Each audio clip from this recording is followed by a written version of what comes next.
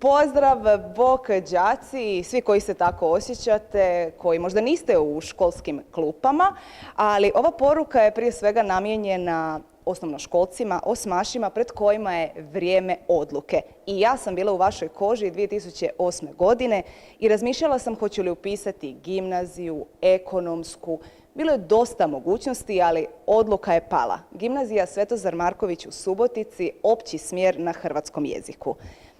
Morate slušati svoju intuiciju prije svega. Mislim da je to najvažnije, a kada već mudrujem, bilo bi u redu da se predstavim. Ja sam Dona Dijana Prčić, imam 27 godina i novinarka sam na RTL televiziji ovdje u Zagrebu. Emocije se polako sliježu. S jednom od šampionki je naša Dona Dijana Prčić. Dona, u čijem si društvu i kako su je dočekali njezini najbliži?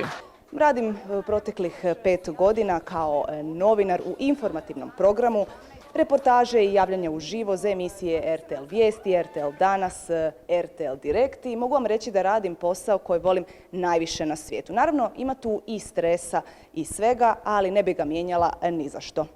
No, ja sam isto tako bila gimnazijalka i uživala sam u tim najljepšim danima, imala sam najbolje profesore od kojih sam dosta naučila i bila je to odlična podloga za daljnji taj odrasli svijet, što se kaže.